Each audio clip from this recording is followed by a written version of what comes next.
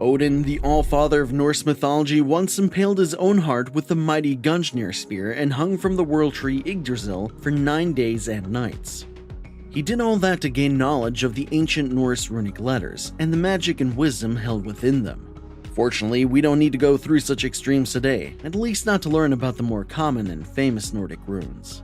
Granted, there is still a lot that has been lost to history, but even that's better tackled through archaeology rather than Odin's methods. So what do we actually know about the old runes of the Norse and Germanic people? For starters, we know that they didn't use them quite like other cultures use their letters. Instead, the Norse people believed that their runic symbols had a metaphysical nature and contained within them magical wisdom. They represented not just sounds and words, but virtues, cosmic constants, and deep mysteries. So instead of writing their runes on parchment or animal leather, the Norse people carved them on stone, wood, and bone, hence the crude and sharp shapes of most Nordic runes. And instead of utilizing them for trade and communication, they used them to mark the graves of heroes, to honor their ancestors, or to predict the future. As time passed, the Nordic and Germanic people started using their runes for more practical purposes, just like the other cultures around them did.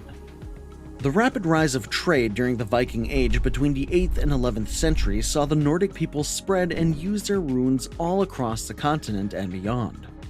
They used to trade with any culture they encountered, not just pillage and steal as Hollywood movies would have us believe.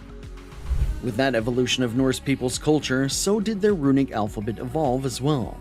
That's why most historians today recognize two distinct runic alphabets, or Futharks, as they are called, the Elder Futhark and the Younger Futhark. Both are named that way after the first 6 letters F, U, Th, A, R, and K. Let's take a look at both. The Elder Futhark is comprised of 24 runes, or at least that's how many archaeologists and historians have managed to find. The oldest discovered evidence of the Elder Futhark is dated to the early migration era of European history, or between the 4th and 5th century after death. These runes are so blurred by the passing of time that historians and scholars don't even agree about the exact meaning and interpretation of many of them. Still, according to the runestones, the 24 runes of the Elder Futhark go as follows. Fehu, corresponding to F in the International Phonetic Alphabet. It stands for abundance, wealth, fertility, and success. It also symbolizes livestock. Uruz, pronounced Ur or U in IPA. It represents untamed and wild power, strength, and freedom. It's a symbol of the bull. Thurasaz, Th, phonetically. This is the rune of the throne, and it also stands for regeneration, defense, catharsis, and reaction. Ansus, or the Norse rune for the sound A, was associated with inspiration, wisdom, understanding, and with Odin himself. Raido, the runic letter R, is a symbol for traveling, decision-making, rhythm, and spontaneity. It also represents the wagon. Kenes, or K, is a rune for the torch. It also stands for creativity, inspiration, vision, and improvement. Gabo, Gar, or G, represents a gift as well as generosity, partnership, and exchange. Wonyo, standing for W in IPA, is a Norse rune for joy, comfort, pleasure, success, and harmony. Hagalis, or phonetically H, stands for hail as well as nature's wrath, the overcoming of obstacles, and being tested.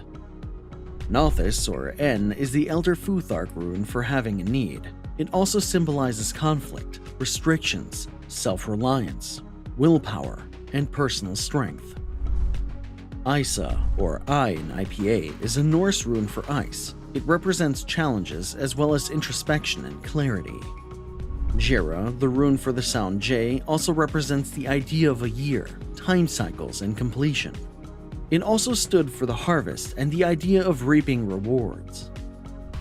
Iwaz, or U, symbolized a lot of things such as the yew tree, the Yggdrasil world tree, enlightenment, balance, and death. Pethro, or Fjord, phonetically P, is usually interpreted to mean feminine energy, dance, sexuality, mystery, or play and laughter. Laguz, the rune standing for the letter Z, is a rune of the elk. It also symbolizes protection, defense, and shields. Sowilo, or Sol, is the Elder Norse rune for the sun, and it phonetically matches the letter S. It also represents honor, victory, wholeness, health, and thunderbolts. Tiwaz, or T, is the rune of the Germanic god Tyr, the one-handed lawgiver. The rune stands for leadership, justice, battle, and masculinity. Berkana, phonetically B, is the feminine rune of the Nordic people. It represents the birch tree, as well as fertility, femininity, birth, and healing. Ewaz, not to be mistaken with Iwaz, is the rune corresponding to the phonetic sound E.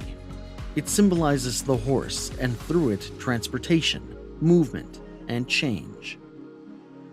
Manaz, phonetically M, is the rune that represents humanity. It also stands for the self, individuality, human friendships, society, and cooperation. Laguz, or L, is the Elder Futhark rune for water, seas, and the ocean. It was associated with people's intuition, dreams, hopes and fears, and emotions in general. Ingus, or Ingwaz, is a complex rune, pronounced as a nasal N.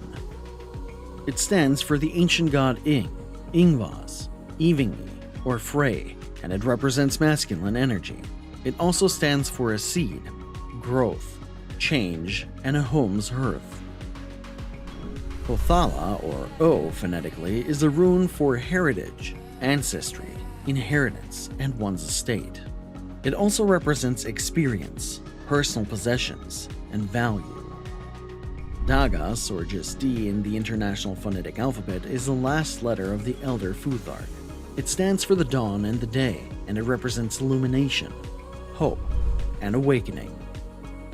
These 24 runes comprise the Elder Futhark, at least as we know it today. Used between the 2nd and 8th century after death, as far as we can tell, the Elder Futhark was eventually replaced by the Younger Futhark. This new iteration of the Norse alphabet included only 16 runes, but used them in a more complex manner. They also found more practical applications as they had to serve the Nordic people during the height of the Viking Age between the 8th and the 12th century after death. Here's what these 16 runes looked like and what they meant. Fehu, or Frey, was a rune for the phonetic letter F. This rune meant wealth, as in the Elder Futhark. Ur, your, or simply you in the International Phonetic Alphabet is the rune for snow, rain, and dross. Thurs, or Purs, pronounced th phonetically, is a rune used for danger, giants, and anguish. Os, or just O in IPA, is a Younger Futhark rune for haven, estuary, and Odin himself. Reed, or Rod, the rune for the sound R, was used to represent horses, riding, journeys, and moving at high speed. Kaun, phonetically both K and G, was a Norse rune for disease, death, ulcer, and malady.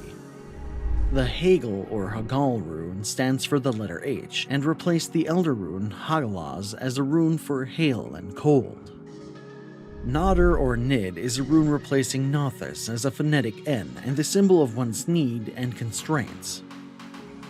Iza, or Is, as in the Elder Futhark, stands for the sound I and means ice and challenges, but also destruction.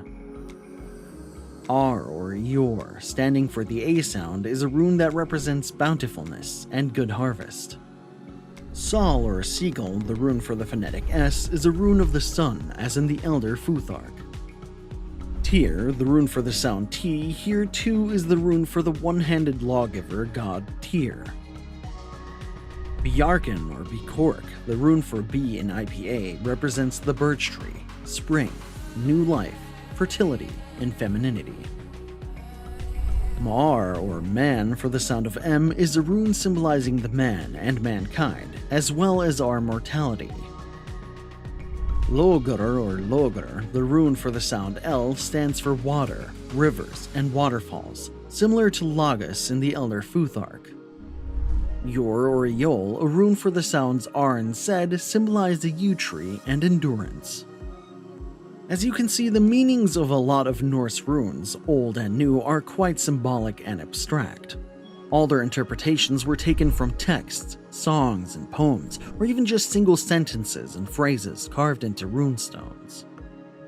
This has led to a lot of mixed and even contradictory beliefs about some runes, but that's to be expected when trying to read ancient runic letters.